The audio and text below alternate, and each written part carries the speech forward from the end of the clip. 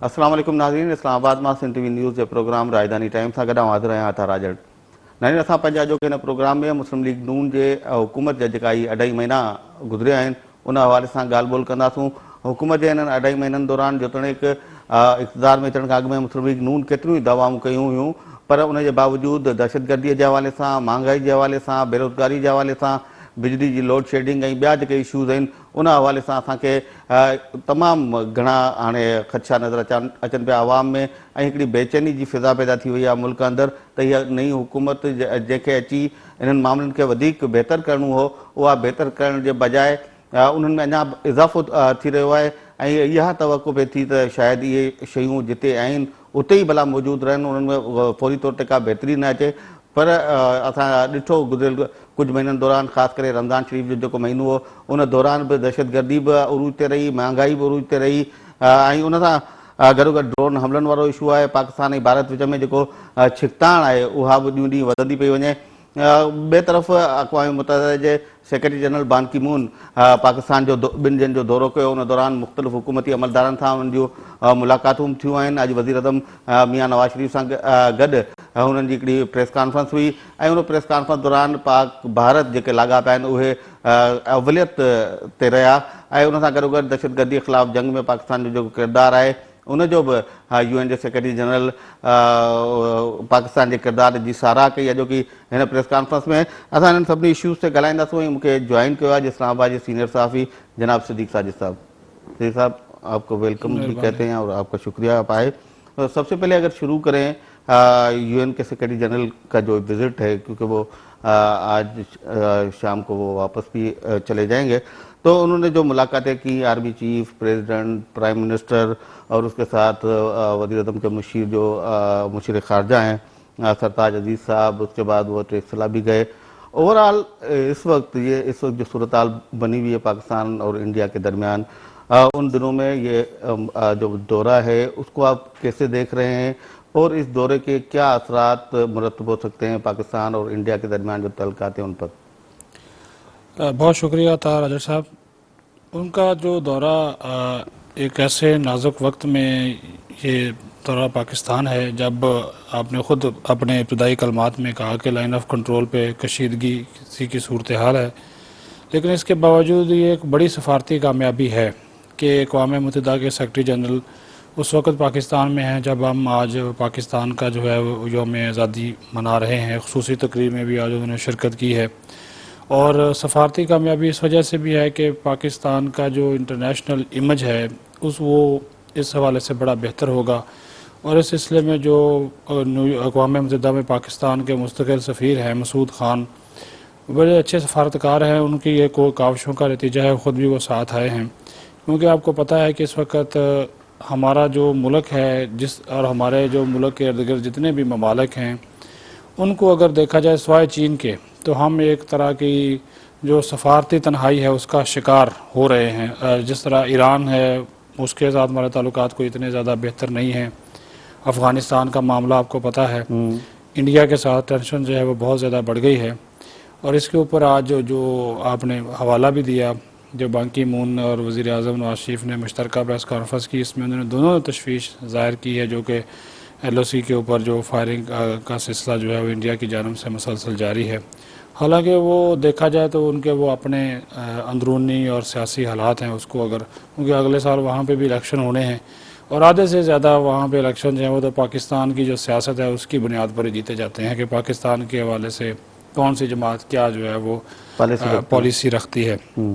बान की मून का जहाँ तक दौरे को अगर हम दोनों एक इंटरनेशनल फोरम, एक इदारे के तौर पे देखें तो एक तो आलमी जो अमन मिशंस हैं उसमें आपको पता है कि 8000 से ज़ायद पाकिस्तान के फ़ौजी इस वक्त दुनिया के मुख्तलिफ तनाज़ात वाले इलाकों में, ख़ासकर अफ्रीकी ममालिक में सबसे ज़्यादा जी बिल्कुल उसमें, और सबसे ज़्यादा जानें भी इन्होंने कुर्बान की जो कि 136 के करीब हैं अब तक, इसको भी उन्होंने सराहा है। फिर ये बड़ी हौसला अफजा बात है कि जो हम दहशतगर्दी के ख़िलाफ़ जंग लड़ रहे हैं इसमें उन्होंने आज भी कहा कि हम पाकिस्तान के साथ ताउन जारी रखेंगे और ये बात भी खुशाइंद है कि जो उन्होंने आज ये भी कहा कि सऊदी अरब की जानब से $100 मिलियन जो हैं वो यूएन को दिए गए हैं इंसदाद दहशतगर्दी के लिए, तो उसमें से पाकिस्तान को भी ये हिस्सा दिया जाएगा। फिर आपने कल जो उन्होंने नष्ट में एक बड़ी बात कही ड्रोन हमलों के हवाले से, पाकिस्तान की जो पॉलिसी है उसको उन्होंने सपोर्ट किया। तो एक आलमी इदारे के सेक्रेटरी जनरल की हैसियत से जब उन्होंने ये बात कह दी कि ड्रोन हमलों में जो मासूम लोग मारे जाते हैं इसका बचाव किया जाए और ये आलमी कवानीन के मुताबिक होने चाहिए, तो इन तमाम तर अगर चीज़ों को देखा जाए तो वो ये दौरा पाकिस्तान के सफारती हवाले से, सफारती तन्हाई इंटरनेशनल कम्यूनिटी में, उसको दूर करने में एक बड़ा कामयाब साबित होगा। लेकिन दूसरी तरफ जो हमारा इमीडिएट हमसाया है इंडिया, मशरक़ी सरहदों पे, वहाँ पे जो सूरत हाल क्रिएट हुई है वो तशवीशनाक है, अक़वाम मुत्तहिदा के लिए भी तशवीशनाक है। और इंडिया को ज़्यादा तकलीफ़ इस वजह से भी हो गई कि आने से पहले उन्होंने ये बयान दे दिया कि वो पाकिस्तान और भारत के दरमियान सालसी करवाने के लिए तैयार हैं। मसला कश्मीर के ऊपर भी अगर दोनों ममालिक चाहें तो सालसी कराई जा सकती है। आपको पता है कि इंडिया के सवाल से बड़ा वाज़ेह मौक़िफ़ रहा है कि अब हम किसी तीसरे फरीक की सालसी कबूल नहीं करते, दोनों मुल्कों का मामला है, दोनों का हल करना है। तो ये भी एक पाकिस्तान की कामयाबी सफारती थी, लेकिन इंडिया को हज़म नहीं हुई। तो अभी दोनों तीन खित्ते के हवाले से देखा जाए या इंटरनेशनल देखा जाए तो पाकिस्तान के ऊपर प्रेशर भी है, ये भी आप देखें। और इस तरह के दौरे जो हैं वो प्रेशर जो है उसको ईज़ अप करने में बड़े कामयाब साबित होते हैं। लेकिन ये फिर उसमें होगा कि जो इस दौरे के दौरान जो चीज़ें तय पाई जाएं उनके ऊपर अमल दरामद के हवाले से बाद में जो है कि हमें स्ट्रेटजी बनानी चाहिए, ताकि जो फिर आने वाले दिनों में हम पे मज़ीद प्रेशर होना है, क्योंकि इंडिया ने बाज नहीं आना। और फिर आने वाले दिनों की वजह इस वजह से मैंने बात की कि आपको खुद मालूम है कि अफगानिस्तान से विड्रॉल होना है। ये इशू भी आज सेक्रेटरी जनरल और नवाज शरीफ की मीटिंग में बहुत ज़्यादा बढ़ रहा है वहाँ पे। फिर हमने जो बात कर दी है बलोचिस्तान में, चौधरी निसार का भी आपने कहा, वो जो पॉलिसी अनाउंस की, वहाँ भी इंडिया का जो मुदाखलत है, किरदार है, उसको भी आप देखें। तो ये सारी चीज़ें जो है ना, ये हमारे लिए हज़म करना कोई इतना आसान नहीं होगा। तो इन तमाम चीज़ों देखते हुए इंटरनेशनल सपोर्ट हमारे लिए बहुत ज़रूरी है। नहीं सिद्दीक, अब जैसे अभी बात की आपने बान की मून का हवाला दिया नष्ट वाली तकरीर का, तो अक़वाम मुत्तहिदा वो वाहिद इदारा है जो इस तरह की जो आलमी कवानीन की खिलाफ वर्जियाँ होती हैं, इंसानी हुकूक की जो खिलाफ वर्जियाँ होती हैं, उस पर कोई ना कोई डिसीजन लेने का मजाज है। और वो एक ही इदारा है पूरी दुनिया में जिसको हम यूनाइटेड नेशंस कहते हैं। जब उसका सेक्रेटरी जनरल कहता है कि ड्रोन हमले ये आलमी कवानीन के ख़िलाफ़ है और जो ड्रोन्स हैं वो सिर्फ इंटेलिजेंस के लिए यूज़ होने चाहिए, उसके ज़रिए इस तरह के हमले नहीं होने चाहिए, उसके बावजूद ये आज की बात नहीं है, गुज़श्ता 10-12 साल से मुसलसल ये ड्रोन्स अटैक कर रहे हैं हमारे कबायली इलाका जात में। लेकिन सिर्फ आप समझते हैं कि इस तरह के बयानात देना और पाकिस्तान में आके ये हमदर्दियाँ सिर्फ हासिल की हैं उन्होंने पाकिस्तान के अवाम की, या उनको ऐसी तसल्ली दी है? क्योंकि अगर अक़वाम मुत्तहिदा चाहे तो क्या वो ड्रोन हमले रुकवा नहीं सकता? ये बहुत ही अहम सवाल है। अगर वो चाहे तो रुकवा सकता, लेकिन वो सिर्फ सेक्रेटरी जनरल तो सब कुछ नहीं है। आपको पता है कि वो 5 ममालिक जो है, फिर अमेरिका की जो एक अपनी इजारादारी है, वीटो पावर है। आपको याद होगा कि इराक़ में जब जंग मुसल्लत अमेरिका ने की थी तो उसमें भी अक़वाम मुत्तहिदा को बाईपास किया गया था। तो इसमें भी सारी चीज़ें देखें कि उनका एक है सिलसिला, लेकिन अगर मौसर तरीके से वहाँ पे ये फोरम, अगर उसमें मैं एक चीज़ में ये लाजमी तौर पे कहना चाहूँगा कि अक़वाम मुत्तहिदा, ज़ाहिर है आपने ख़ुद भी बात की, इंटरनेशनल फोरम, इंटरनेशनल अदारा है, लेकिन अगर उसका सेक्रेटरी जनरल अगर इस किस्म का बयान देता है उसका असर तो लाजमी पड़ता है, प्रेशर भी पड़ता है कि ज़ाहिर है जी ये चीज़। और अमेरिका जो है, और आप ख़ुद भी देख लें कि बरतानिया भी पिछले दिन उनके जब वज़ीर-ए-आज़म आए थे उन्होंने भी डिप्लोमेटिक अंदाज में पाकिस्तान की वैसे सपोर्ट ही की थी कि ये ड्रोन हमलों के हवाले से। तो अमेरिका का को तो अमेरिका तो इसके लिए प्ली लेता है कि हम तो ये जो दहशतगर्द बैठे हैं, अलकायदा के बचे खुचे नासर हैं, उनको हम निशाना बनाते हैं, लेकिन वो अलग बात है कि वहाँ पे वो लोग बन जाते हैं। अभी वहाँ पे अक़वाम मुत्तहिदा का जो इंसानी हकूक़ की आपने बात की, जो उनका जनेवा में मीटिंग होने जा रही है वो भी सितंबर में होगी। वहाँ पे अक़वाम मुत्तहिदा के जो रपूताज पाकिस्तान में आए थे वो ड्रोन हमलों के हवाले से अपनी रिपोर्ट पेश करेंगे, तो इससे भी प्रेशर तो उनके ऊपर बढ़ेगा। फिर आपने खुद भी देखा कि जो बराक ओबामा है उन्होंने ड्रोन हमलों को महदूद करने के हवाले से अपनी नई पॉलिसी का ऐलान किया है। पाकिस्तान में ड्रोन हमले माजी की गवर्नमेंट की निस्बत अब कम हुए हैं, क्योंकि पाकिस्तान इस गवर्नमेंट का इस हवाले से बेशक हम एहतजाज ही करते हैं या मजम्मत ही करते हैं, लेकिन इस मरतबा ये है कि फ़ौज का, अवाम का और हुकूमत का मौक़िफ़ जो है बड़ा वाज़ेह और क्लियर है, और इस सिलसिले में ये भी चीज़ें जो हैं वो सामने नज़र रखी जाती हैं। लेकिन वो आपको पता है सुपर पावर है और वो उनके अपने मफादात होते हैं। बेशक वो अगर उन्होंने एक अलकायदा के रुकन को मारना है तो साथ वो 10 स्वीडन को भी मार देते हैं। ज़ाहिर यही किया जाता है कि ये हमने जी निशाना इनको बनाया है। तो ये चीज़ें इंटरनेशनल फोरम पे, लेकिन जिस तरह ये हाईलाइट्स हुई हैं इसका असर तो लाजमी तौर पे पड़ेगा। लेकिन जैसे कि आपने खुद भी कहा कि वीटो पावर तो अमेरिका के पास है, और इस होना तो यही चाहिए कि ये जो अजारादारी है ये ख़त्म हो।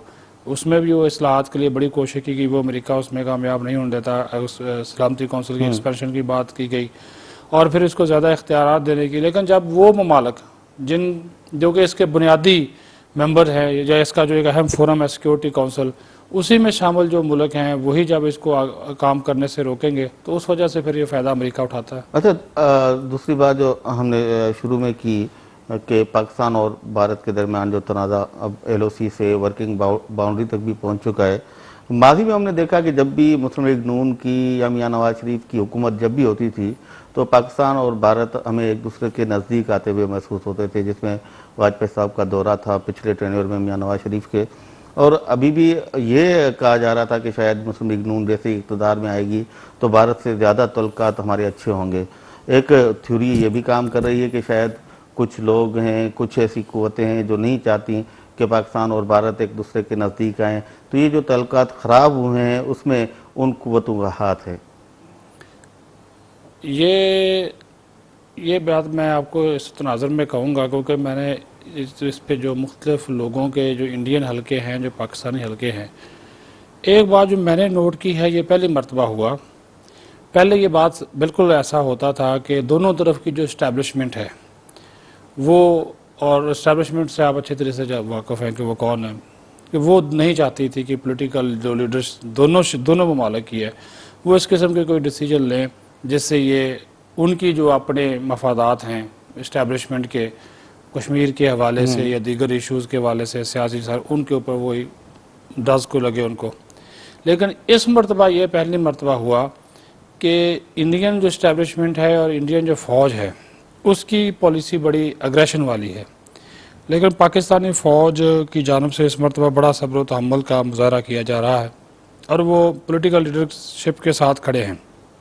उसकी मैं वजह भी आपको बता दूं, कल हम ये तवक्को कर रहे थे रात जब army chief general Ishfaq Parvez Kayani आज़ादी परेड काकूल में ख़िताब कर रहे थे, तो ये तवक्को की जा रही थी कि जो इंडियन आर्मी चीफ का जो पिछले दिनों बयान आया, फिर ये जो LOC पे वाक़यात हो रहे हैं कि शायद वो इस अहम मौके पर कोई अहम ऐलान करें, लेकिन उन्होंने इसके ऊपर कोई बात नहीं की। आज सुबह जब यौम आज़ादी की तकरीब से मियां नवाज शरीफ ने ख़िताब किया तो ये तवक्को ज़ाहिर की जा रही थी कि वो भी शायद इस हवाले से कोई ऐलान करें या कोई पैगाम दें, लेकिन वहाँ पे उन्होंने बात नहीं की। लेकिन बाकी मून के साथ उन्होंने सिर्फ टेंशन की बात की और ये भी कहा कोई कि सख्त लहजे में कोई सख्त लहजा हमने इख्तियार नहीं किया हुआ। इससे हमें दो फ़ायदे होंगे। एक तो वजह उसकी यह है कि बाकी मून खुद यहाँ पे हैं, सारे हालात देख रहे हैं, और हम इस किस्म का कोई अगर बयान देंगे तो फिर सही समझा जाएगा कि शायद हम भी उस टेंशन को बढ़ा रहे हैं, जबकि हम हमारी इस मरतबा ये कोशिश है कि टेंशन को बढ़ाने की वजह इसको कम किया जाए, भारत को इंगेज किया जाए मुज़ाकरात की तरफ। वो अलग बात है कि भारतीय जो मीडिया है वो जो वहाँ की आवाम है उसकी राय पे ऊपर वो एक राय आमा को अपनी तरफ करने पे या अपने एक मखसूस एजेंडे की तरफ ले जाने में, और ये असर रसूख इंडियन फ़ौज का भी भारतीय मीडिया पे है। हमें तो ऐसा दिखाई दे रहा है कि जो इंडियन जमहूरियत, जो कि जिसको सबसे बड़ी जमहूरियत कहा जाता है, वो शायद वहाँ की फ़ौज के कंट्रोल में है इस वक्त, यरगमाल बनी हुई है। तो वो ये भी वो इसको आगे नहीं बढ़ने दे रहे। अब देखें कि तकरीबन इस साल में ये कोई 200 वाक़यात हो चुके हैं सिर्फ इस साल में, और LOC पे, और सिर्फ इस महीने में तकरीबन ये कोई 25 या कोई 30वां या 32वां वाक़या है सिर्फ इस महीने में, कि मुसलसल वो कर रहे हैं और रोज़ाना की बुनियाद पे कर रहे हैं। और आपने खुद भी कहा कि कंट्रोल लाइन के बाद वो वर्किंग बाउंड्री पे भी अब उन्होंने सिलसिला शुरू कर दिया। मकसद ये है प्रेशर बढ़ाना पाकिस्तान पे, और प्रेशर बढ़ाने का मकसद आपने भी अपनी बात में कहा कि अफ़गानिस्तान में रोल इंडिया का, जिसको हम किसी तौर पे भी एक्सेप्ट नहीं कर सकते, बनता भी नहीं है। फिर हमारी तोज्जो वो हटा रहे हैं कि इंटरनेशनल, हम मगरबी सरहदों से हमारी तोज्जो हट जाए, हम मशरकी सरहदों की तरफ आ जाए, और फिर वहाँ पे जो इन्फ्लिट्रेटर हैं, तालिबान, माफिया, जिनको इंडिया की सपोर्ट हासिल है, मैं तो सीधे तरीके से कहूँगा, माली तौर पे भी और दीगर हवाले से भी, वो किसी न किसी रंग में उनको हासिल है, उनकी फिर आना जाना आसान हो जाए। क्योंकि ज़ाहिर है जब आपकी मशरकी सरहदें महफूज नहीं होंगी, क्योंकि जितनी फ़ौज हमने मशरकी सरहदों पे लगाई है उससे डबल तो हमने मगरबी सरहदों पे लगाई हुई है, तो वो इंडिया फिर वहाँ पे इलेक्शन अगले साल होने जा रहे हैं। लेकिन एक चीज़ जो हौसला अफजा है वो ये है, जिसकी हम अभी तक मुंतज़र भी हैं और हमें उम्मीद है कि वो उसमें कामयाबी भी होगी, कि मनमोहन सिंह वज़ीर आज़म भारत जो है वो अभी तक खामोश है। उन्होंने इसकी सारी सूरत हाल की कोई जवाब नहीं दिया। अलबत्ता जो उनके वज़ीर दिफा थे, उन्होंने हर मरतबा अपना बयान बदला। पहले कहा कि 20 फौजी आए थे दहशतगर्दों के रूप में, पाकिस्तानी फ़ौजी वर्दियाँ पहनी हुई थी, उन्होंने हमला किया। फिर का बयान वापस नहीं जी, फ़ौज ही आई थी। अब कंट्रोल लाइन पे तो आपने खुद बाढ़ लगाई हुई है इंडिया ने, वहाँ पे करंट छोड़ा जाता है और वहाँ पे तो किसी की जरूरत नहीं है कि जाए। सितंबर में जो मुलाकात होने जा रही है पाक भारत वज़ीर आज़म की, उसमें कोई आपको नजर आ रही है पेशरफ्त होगी? अगर इस तरह के हालात रहे तो फिर वो मुलाकात का तो कोई फ़ायदा नहीं होगा, और उस मुलाकात को सूदमंद बल्कि नाकाम बनाने के लिए भी इंडियन मीडिया और इंडियन फ़ौज जो है वो अपना भरपूर किरदार अदा कर रही है। और वहाँ पे तो फिर फ़ोटोशूट ही होगा। आप देख लेना खुद के कल इंडिया ने क्या कहा। एक तरफ उन्होंने वज़ीर आज़म नवाज शरीफ के मुज़ाकरात का हवाले से जो बयान है उसका खैर मकदम किया दोस्ती का, दूसरी मरतबा उन्होंने साथ ही कह दिया जी जो सेक्रेटरी खारजा या सेक्रेटरियों की सतह पर जो मुज़ाकरात होना हुआ है वो मुमकिन नहीं है। और पाकिस्तान ने जो तजवीज़ तारीखें तजवीज़ की थी उसका उन्होंने जवाब तक देना भी गवारा नहीं किया। तो टाइम है एक ब्रेक का। नाज़रीन असां गॾु रहिजो, अचूं रेडी साई खां पोइ।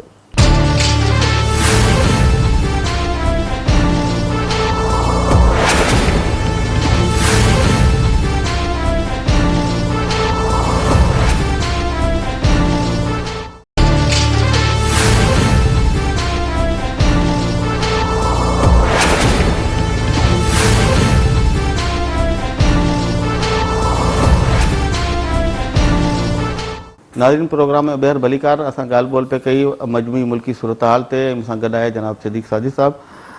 सिद्दीक़, पाकिस्तान और भारत के ताल्लुकात वो एक वसी मौजू है, उस पर और भी बात हो सकती है, लेकिन मैं चाहूँगा कि हम मुल्की सूरत हाल पर आएँ। उसमें सबसे अहम चीज़ जो है वो दहशतगर्दी है।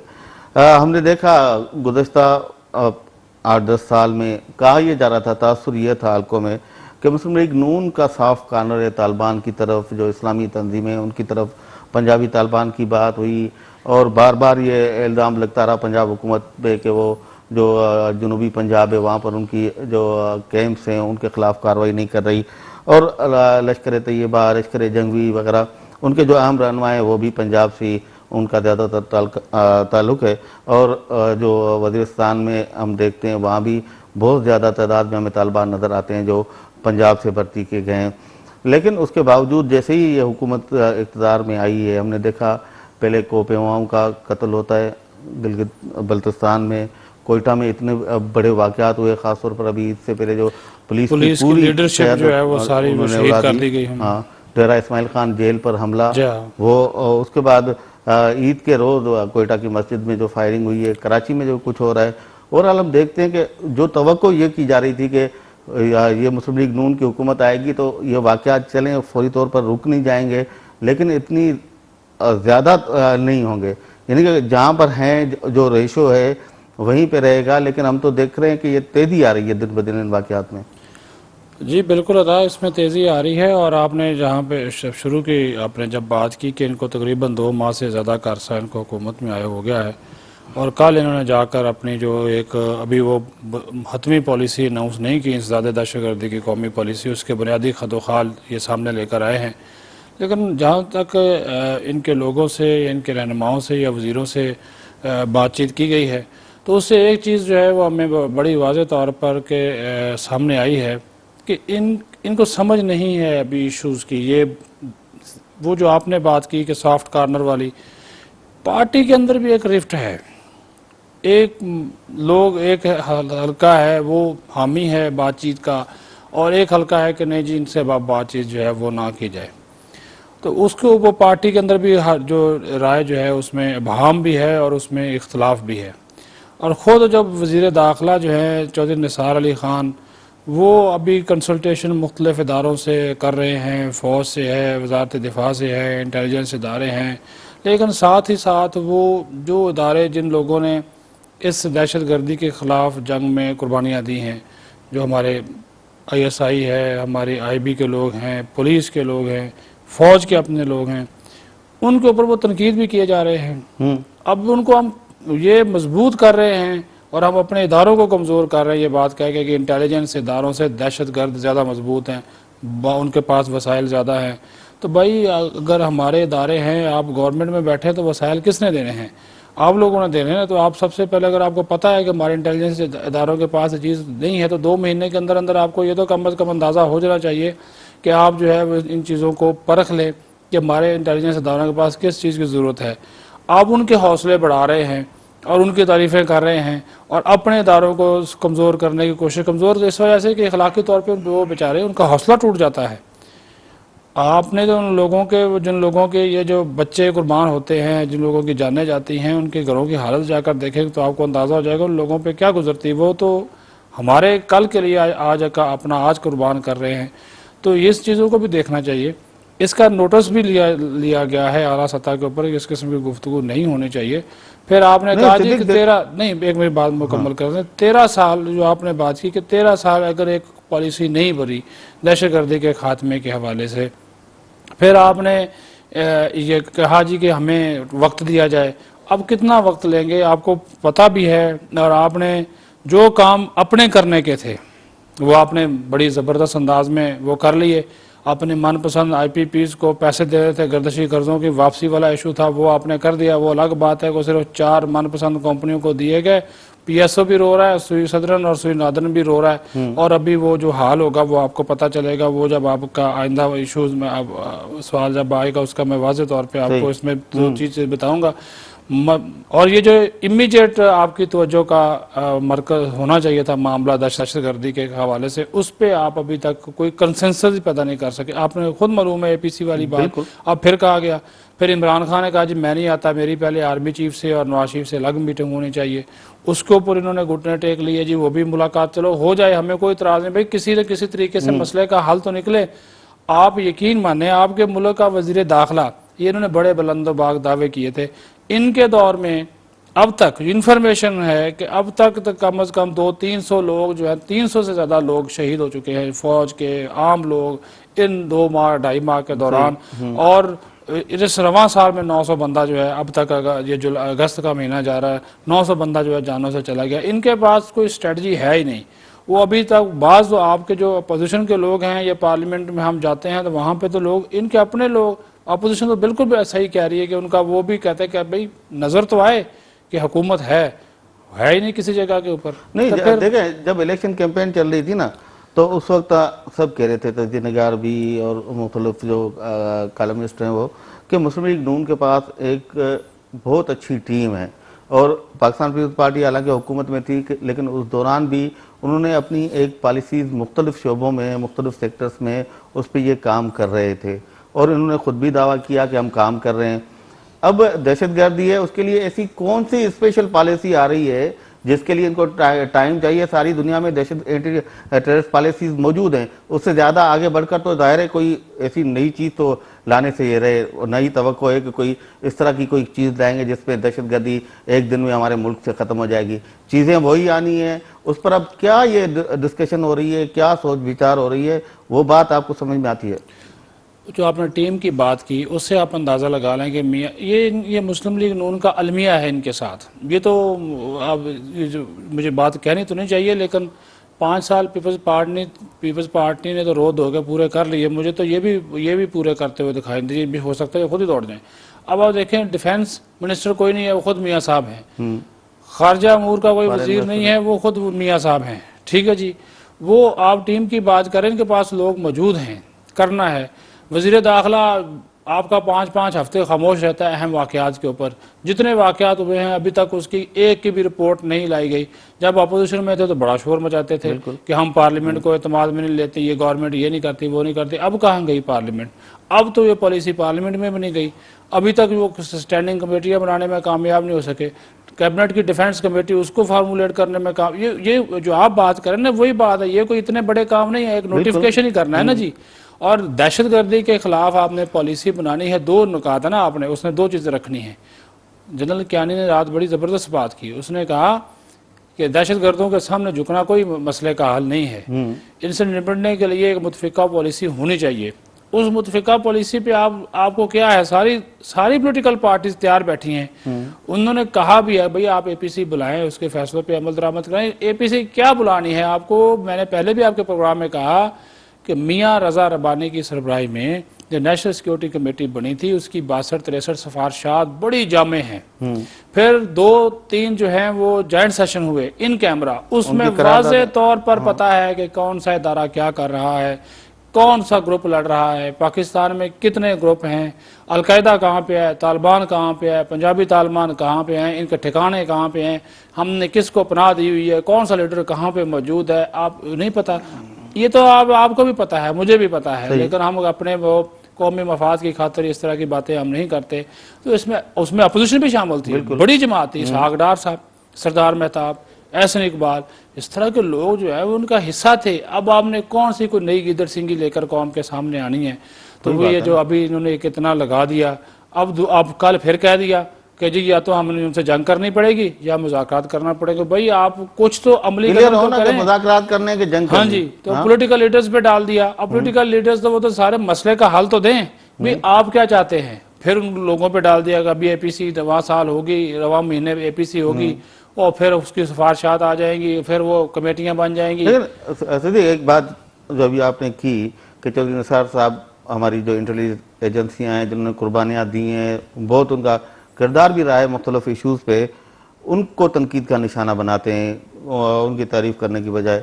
आप बताएं डेरा इस्माइल खान जेल पर जो हमला हुआ, कहाँ से वो लोग निकले, बसों में किस तरह आए और 200-250 से ज़्यादा कैदियों को छुड़ा के ले गए, ये किसका फेल्योर है? क्या अवाम का फेल्योर है या हुक्मरानों का फेल्योर है? ये तो हमारे सिक्योरिटी के इदारे, हमारी एजेंसी की, ये हम सब का फेलियर है। कौन लोग होते हैं मुझे बताएं, ये जो लोग ये जंग लड़ रहे हैं, ये जो हमारे अपने दुश्मन हैं, ये हमारे अपने लोग हैं ना जी, इसी पाकिस्तान के रहने वाले हैं ना जी। उनकी शक्लें भी मेरी और आपकी शक्लों जैसी हैं, अगर किसी के मुंह पे तो नहीं लिखा हुआ, लेकिन जब आपके जो इदारे हैं वो खुद ही करना शुरू कर देंगे, अब उसमें कोई एक इदारे का मैं नाम नहीं लूंगा, वो तो बड़ी प्लानिंग के तहत हुआ।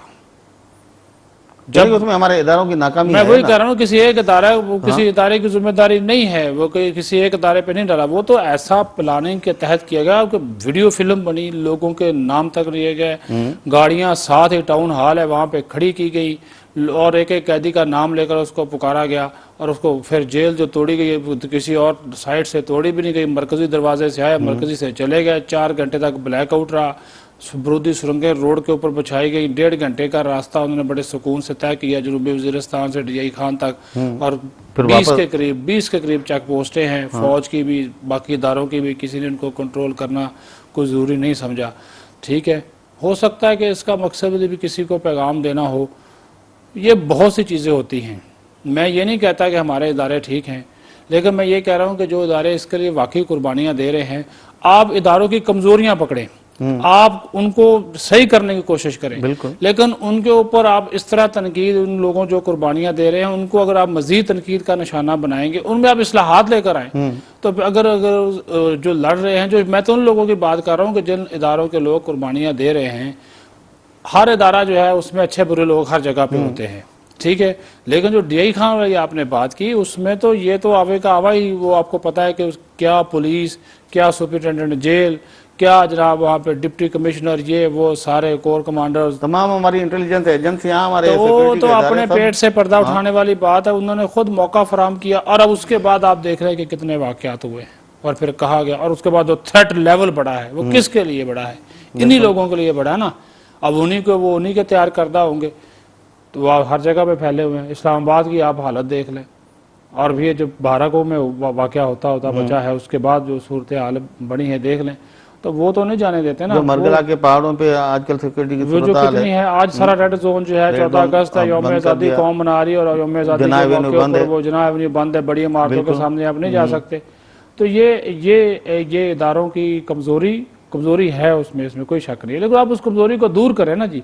लेकिन आप वज़ीर दाखिला होकर आप खुद भी ये मसूब जो हैं वो कई इदारे CID है या और इदारे हैं उनको वो उनके कंट्रोल में आते हैं या खिलाफ इन्फोर्समेंट एजेंसीज उनके आते हैं, उनको बेहतर बनाएं, उनको वसाइल दें, उनकी कमजोरियां पकड़ें, उनके अंदर के लोग पकड़ें। बिल्कुल, क्योंकि अंदर के लोगों की मुखबरी के बगैर इस तरह के वाकयात नहीं हो सकते। मैं इस वजह से कह रहा हूँ कि वो लोग बाहर से तो नहीं आते ना, उन्होंने ट्रेनिंग भी यहाँ यानी जो इन तमाम चीज़ों को चलाने का जिम्मेदार है, इंचार्ज हम जिसको कह सकते हैं, इन तमाम चीज़ों को साथ मिला के जिसको कोऑर्डिनेशन जो है कोऑर्डिनेशन जिसने करनी है, हाँ बिल्कुल, वो कौम के सामने आके रो रहा है, हाँ, कुछ तो करने को तैयार नहीं है। करने को तैयार, गायब हो जाता है। और वो कह रहे खुद एक अखबार में उन्होंने कहा, बयान मैंने देखा कि मैं 4-5 हफ्ते से ऐसे खामोश रहा कि मुझे कोई सुझाव ही नहीं दे रहा कि मैं क्या, ये हाल है कि अब आप खुद ही क्लियर नहीं हैं तो फिर आप किस तरह कौम को कोई उम्मीद का पैगाम देंगे। चलें, टाइम एक और ब्रेक का हुआ है नाज़रीन, ब्रेक तां वापस अचूं ऐं लोड शेडिंग जे हवाले सां जेका ॻाल्हि कई सिद्दीक़ साजिद IPP के जेके पैसा ॾिना विया मौजूदा हुकूमत पारां, उन्हनि उहे पैसा कीअं विराया विया ऐं उन्हनि पैसनि जे नतीजे में छा मुल्क में वाकई लोड शेडिंग में कमी थी आहे नाहे थी। उन खां सवाइ महांगाई जो बि इशू तमामु वॾो रहियो आहे हिन हुकूमत जे हिन अरिड़हनि महीननि दौरान, उन ते बि ॻाल्हाईंदासूं। अचूं था नंढी साई खां पोइ।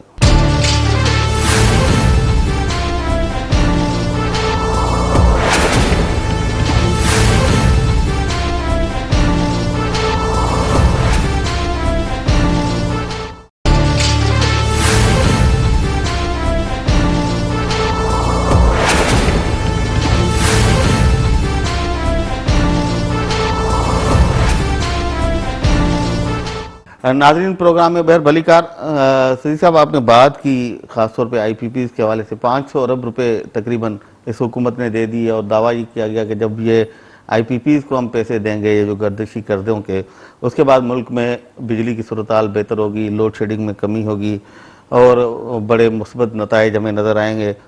तो एक तरफ तो ये 500 अरब रुपए इन्होंने दे दिए, उसके नताइज क्या है वो सारी कौम भी जानती है, आप भी जानते हैं, मैं भी जानता हूँ। उसके अलावा ये जो बिजली की कमी है मुल्क में, तवानाई का बहरान है, उसके हल के लिए कोई पॉलिसी होनी चाहिए थी, कोई ऐसी चीज़ जिस पे अमल दरामद हमें होता हुआ नज़र आता कि आज से शुरू हुआ, 5 साल का है, 10 साल का है, कोई मुख्तसर मुद्दत का है, कोई दरमियानी मुद्दत का है, कोई तवील मुद्दत का कोई मंसूबा है।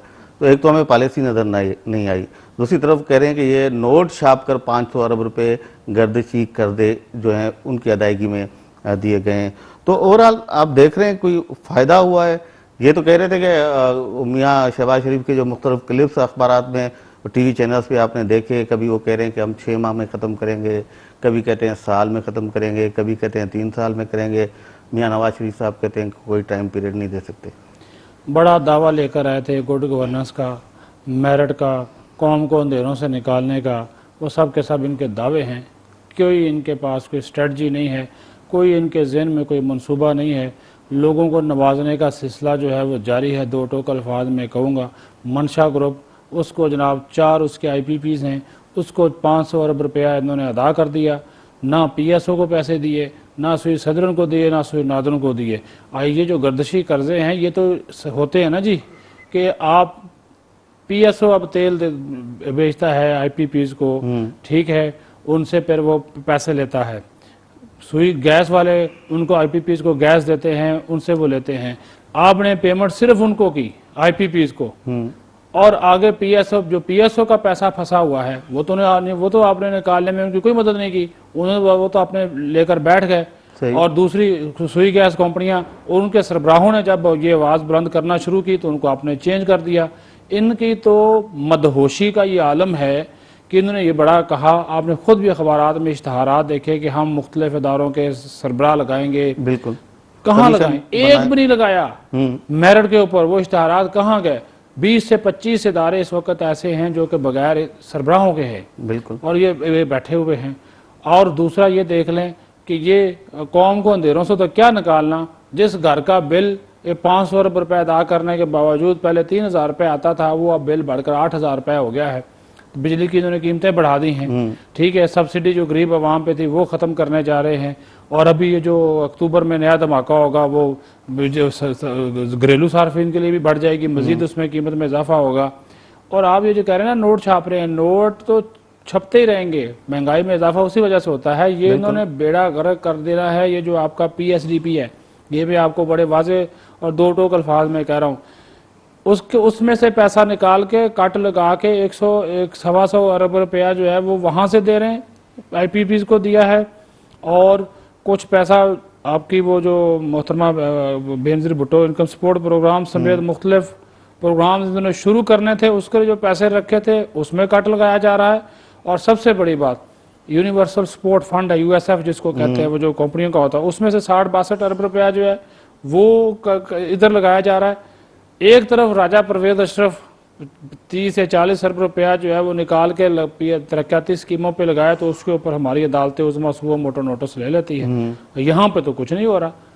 सही ये तो देखें आपने जो गुड गवर्नेंस के दावे किए थे उसमें, और ये कौम को कि हम निजात दिलाएंगे, उसको देखे ये बड़े बड़े स्कैंडल आप देखिए कि मंजर आम पे आएंगे। छोटी सी मैं आपको बात बता दूं कि इन लोगों ने और तो क्या करना, ये जो हाइब्रिड गाड़ियां हैं, ये मैं आपको एक छोटी सी उनकी बात बताऊं, बजट से पहले ही इनका एक ठेका दे दिया गया। ये चाइना में बन रही हैं 60,000 गाड़ियां, और उसमें इन्वॉल्व को नाम लिया जा रहा है कि उसमें इस मुल्क के जो वज़ीर खजाना है वो इन्वॉल्व है। भाई आपने स्कीम अनाउंस नहीं की, ना कोई टेंडर दिया, ना वो किसके जरिए वो आ रही हैं। वो 60,000 हाइब्रिड गाड़ियां वो चाइना में तैयार हो रही हैं, और बजट स्पीच से पहले वो उनके जो ऑर्डर दे दिए गए, वो इस तरह ऑर्डर देखे फिर उसके लिए ये कंसेशन अनाउंस किए। कंसेशन और ये जो IPPs को अदायगियां हुई हैं, ये भी बहुत बड़ा स्कैंडल बनेगा। ये पैसा आपको पता चल जाएगा कि पैसा कहाँ कहाँ से इन्होंने लेकर और इसके ऊपर ये इन लोगों को अदायगियां की।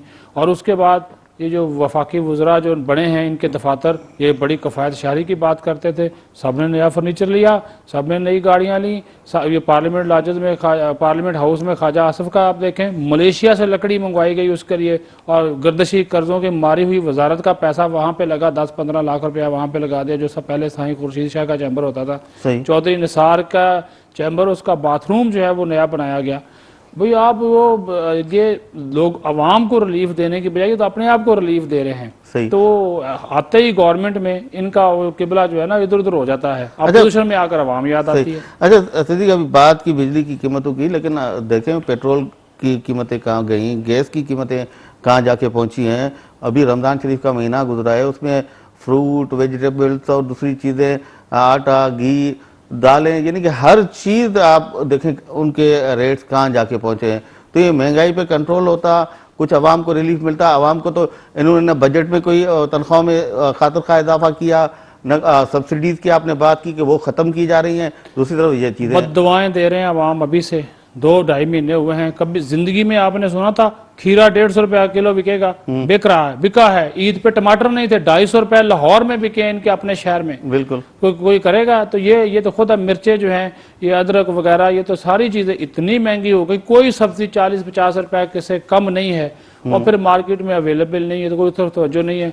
वो कह रहे हैं जी ये सूबाई हुकूमत की जिम्मेदारी है, सस्ते बाजार लगा दिए, उनमें चीजें नहीं थी। सस्ते बाजार में लगा दिए वो जी, जब पैसे थे तो सस्ते बाजार में चीजें नहीं थी, जब सस्ते बाजार में चीजें आ गई लोगों के पास पैसे खत्म हो गए। ये वो आलम है। और ये तो ऐसे ही इन्होंने कर दिया कि आप जो ना फिर नोट महंगाई इतनी बढ़ा दी, हर चीज की कीमत में 20-25% जो है वो इजाफा हुआ। दूध का पैकेट 15 का था, 45 का आप लोगों ने कर दिया। ये जो मोबाइल फोन कंपनियों के चार्जेस इतने लगा दिए, आपको खुद पता है कि वो अगर आप उस पर एक कार्ड लोड कराएं 30-40 रुपए तो वैसे कट जाते हैं। उसका फायदा क्या होता है? वो अगर टैक्स ही काटता है तो आवाम पे लगना चाहिए ना। वो आप उठा के दे रहे हैं, किसी IPPs को दे रहे हैं, भाई वो आवाम का तो कसूर नहीं है। यानी कि आवाम के टैक्स का पैसा इसलिए वो IPPs को दिया जा रहा है कि वो आवाम को अंधेरों से निकालें, लेकिन वो फिर उनको अंधेरे दे रहे हैं। मेरे तो गांव में आज भी बिजली की वही सूरत हाल है जो पहले थी। इसलिए इस्लामाबाद पिंडी में बेहतर करके समझते हैं जी ठीक हो जाएगा। अभी अब सैलाब आया हुआ है ना, तो आप देख लें इनका जो क्या हाशिर हो रहा है, तो इसी तरह इनका ये भी हाल होगा। अच्छा सिद्दीक, प्रोग्राम का टाइम खत्म हो रहा है, आखिर में छोटा सा कमेंट आपका चाहूँगा। नैब चेयरमैन को मुकर्रर करना इस हुकूमत ने बहुत अहम मायने होता है। उसके साथ चीफ इलेक्शन कमिश्नर उन्होंने इस्तीफ़ा दे दिया है, और अब ये बात हो रही है कि 22 अगस्त को जो ज़िमनी इंतखाबात होने जा रहे हैं वो चीफ इलेक्शन कमिश्नर की अदम मौजूदगी की वजह से शायद उनकी कोई आइनी हैसियत नहीं रहेगी। तो ये दोनों अहम ओहदे, इन पर मुकर्रियाँ होनी है। हुकूमत की जानिब से वज़ीर आज़म और अपोजिशन की जानिब से अपोजिशन लीडर उन्होंने बैठ के मिल के इसको तय करना है। इन पर कोई इत्तेफाक राय होता नज़र आ रहा है। और आप समझते हैं कि ये जो ज़िमनी इलेक्शन है इससे पहले हुकूमत कोई चीफ इलेक्शन कमिश्नर फिर वो मुस्तकिल हो या कायम मकाम हो वो मुकर्रर करेगी? मैं तो हैरान इस बात पे हूँ कि हमेशा से ही होता था कि जब इलेक्शन कमीशन का कमिश्नर चीफ इलेक्शन कमिश्नर का अहदा जब खाली हो जाता था तो फौरी तौर पे जो सुप्रीम कोर्ट का सीनियर जज होता था वो कायम मकाम बन जाता था। बिल्कुल। लेकिन अब आपके सामने है, इतने दिन हो गए हैं लेकिन अभी तक वो नहीं बनाया गया। हालांकि ये हो जाना चाहिए और मुझे नहीं समझ आती कि अगर वाकई अगर हुकूमत तो ये कह रही है कि नोटिफिकेशन ही नहीं हुआ है वो इस्तीफा की मंजूरी का। नहीं, वो ईवान सदर से वो जो आ गया था बयान सदारती तर्जुमान का, मेरे ख्याल में वो काफ़ी है। उन्होंने तो अप्रूवल दे दिया लेकिन हुकूमत तो नोटिफिकेशन तो जारी उसमें करेगी। तो लिखा होता है ना, वो अगर नोटिफिकेशन इन्होंने जारी नहीं किया तो फिर तो इनकी ये नाकामी है। और बाकी वो बात ठीक है, अगर वो 20वीं तरमीम के बाद अगर उस तरह ये इलेक्शन करवाएंगे, वो चीफ इलेक्शन कमिश्नर अगर नहीं है तो फिर कमीशन मुकम्मल नहीं है और कमीशन नामुकम्मल इलेक्शन कमीशन की मौजूदगी में जो ज़िमनी इंतखाब होगा उसकी हैसियत भी चैलेंज हो सकती है।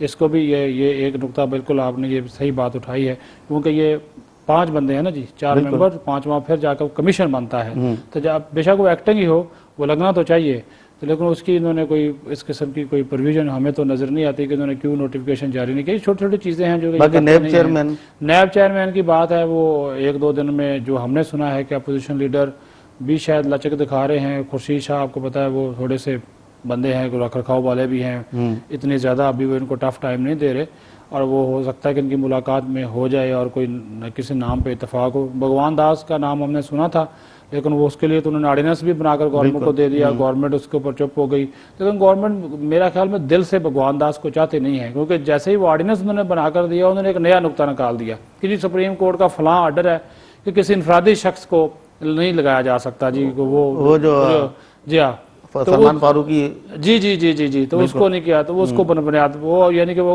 ये गवर्नमेंट की जानब से ये चीज़ें कराएगी, वो ख्वाजा ज़हीर को बनाना चाहते हैं। लेकिन हो सकता है कि फिर अगर नवाज शरीफ और खुर्शीद शाह की मुलाकात हो तो उसमें फिर रहमत हुसैन जाफरी का नाम भी है, सरदार रजा का आपने बताया था उसके ऊपर भी है, लेकिन वो भी इनकी नाकामी है। अब देखने कितना अरसा हो गया, पहले 5 साल ये एहतसाब के नए बिल पे तो मुतफिक नहीं हो सके, अब ये कई महीने से चेयरमैन नैब का ओहदा खाली है, इसके ऊपर मुतफिक नहीं हो सके। वही बात है ना कि इनकी संजीदगी का जो आलम है अब वो आपके सामने ही है कि इतने बड़े ये आइनी इदारे हैं, मुख्तलिफ इदारों के सरबराह लगाने हैं, छोटे छोटे इशूज़ हैं, उसकी तरफ इनकी तवज्जो नहीं है। चलिए बहुत शुक्रिया आपका सदीक साहब। नाज़रीन असां मुख्तलिफ इशूज़ ते ॻाल्हि ॿोल कई पंहिंजे हिन प्रोग्राम में, असांखे सुभाणे ताईं ॾींदो इजाज़त। अल्लाह भाई।